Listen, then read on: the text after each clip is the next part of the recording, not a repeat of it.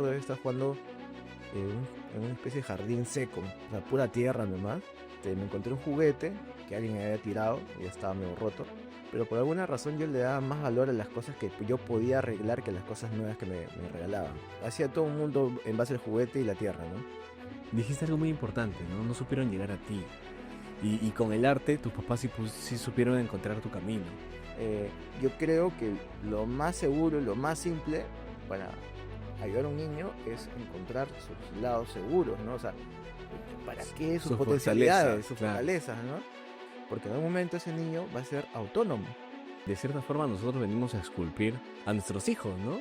En mi caso, en lo que es la técnica de modelado, en todo ese proceso puedes tú perder la fe, pero tú tienes que tener convicción, ¿no? Fe y mucha pasión para saber de que esa segunda oportunidad o tercera va a ser mucho mejor que la primera. El otro Edén es un conjunto de seres imperfectos, Qué bueno. porque el Edén en sí como concepto es el lugar Claro, primordial, el perfecto. paraíso, perfecto. Nosotros nunca fuimos expulsados. Estamos en el Edén. Para mí la creatividad está en el método o la forma en que tú escoges para resolver circunstancias, problemas, retos de tu día a día. Hay existir y las ganas de existir.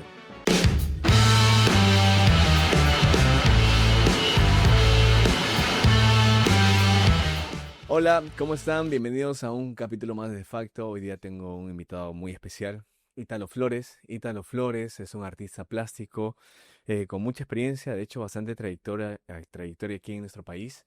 Vamos a hablar con Ítalo para, uno, conocerlo, dos, ver cuál es el camino para la creatividad y tres, entender todo el mundo de artes plásticas que quizás para muchos no es tan conocida, igual que para mí.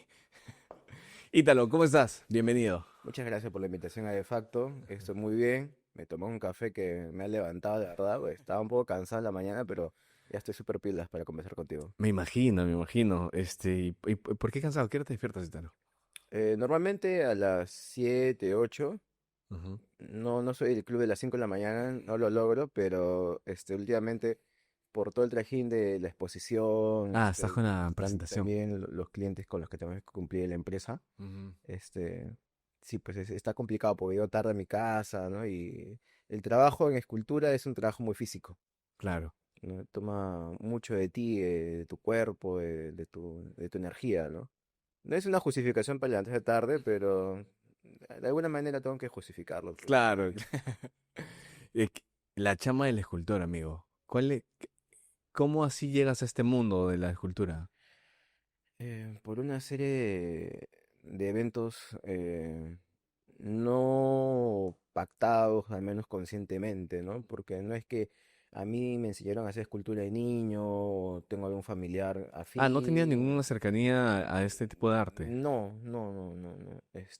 Ya con el tiempo he ido intentando armar un mapa mental, virtual de en qué momento yo entro a esto y si es que mi familia tiene algo que ver indirectamente. Yo creo que sí, ¿no? Pero directamente no hay un plan para esto, ¿no? Simplemente me gustaba mucho dibujar de niño, era lo mejor que sabía hacer, era mi lugar seguro, me iba terriblemente en los otros cursos, em, salvo en comunicaciones o en literatura, porque mamá era profesora de literatura y si no hacía bien eso ya iba a ser pues el colmo, ¿no? Claro.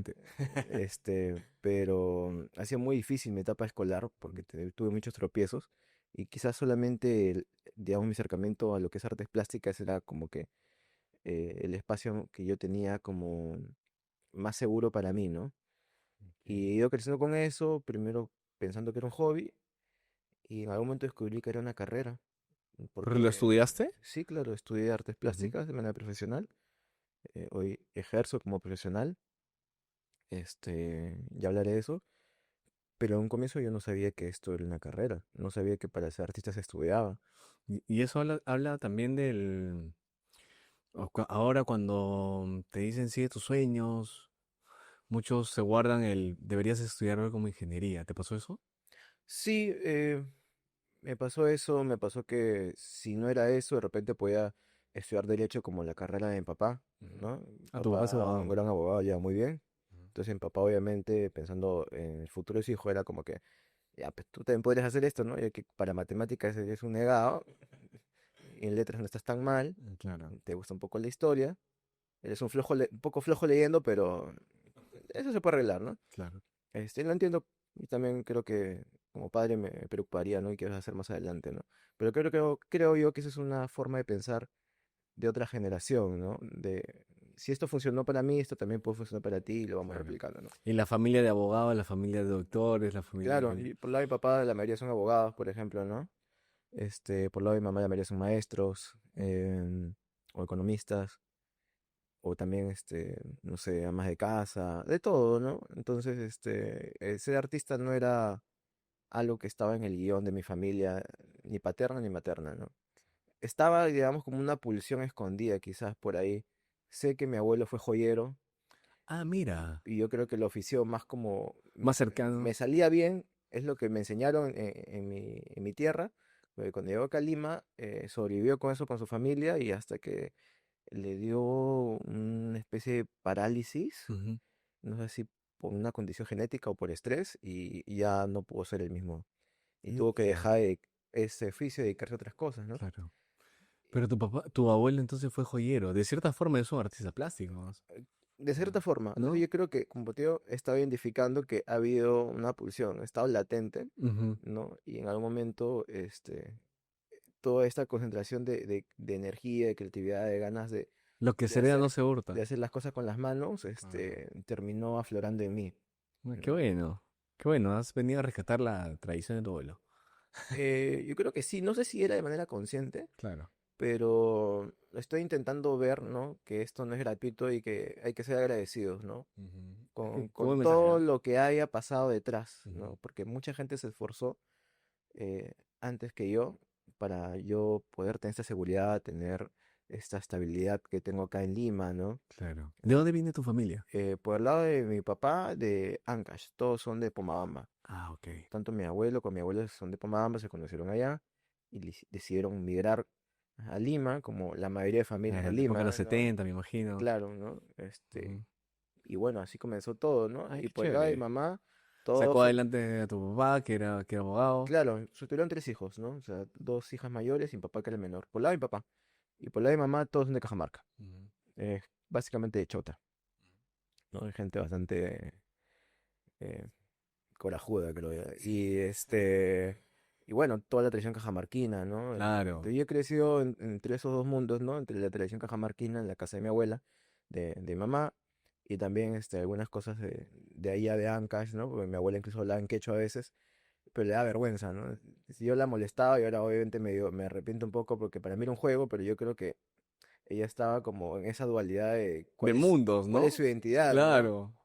Pero yo me siento muy orgulloso de eso, ¿no? Qué De increíble. que todo eso me haya alimentado poquito a poco de niño y ya adulto uno comienza a valorar las cosas de otra manera, ¿no? Es una gran fuente también, ¿no? De conocer otras realidades que tú has tenido el privilegio de hacerlo, Sí, ¿no? sí, sí, sí, A claro. diferencia de muchas personas de Lima que no tienen, que no tienen esa cercanía. En la identidad está la fortaleza, Ajá. ¿no? Cuando uno sabe quién es, toma decisiones claras y rápidas.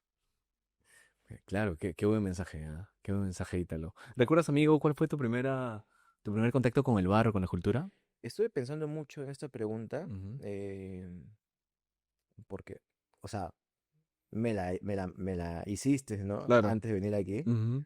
¿No? Y bueno, y así es porque tiene que haber un orden, ¿no? Este es un podcast y tiene que haber un orden, ¿no? Claro, claro. Obviamente, La ¿no? producción. No es que se nos ocurran las cosas de la nada, somos profesionales aquí Claro. y, y no es una pregunta que nadie me ha hecho. Entonces me dejaste como, pucha, tenía que conectar con mi niño interior para acordarme en qué Ujú. momento yo Tu comencé a primer agarrar contacto con el o barro. el barro, la tierra, aunque sea, ¿no? Ujú. Y fue gracioso porque siempre lo tuve presente, pero no lo tomaba en serio. Lo tomaba muy como, ah, sí, pues de niño hacía estas cositas, ¿no? Pero no era escultura propiamente, creo que simplemente era un acercamiento, ¿no? Mi abuela, ¿no? Por el lado de mamá.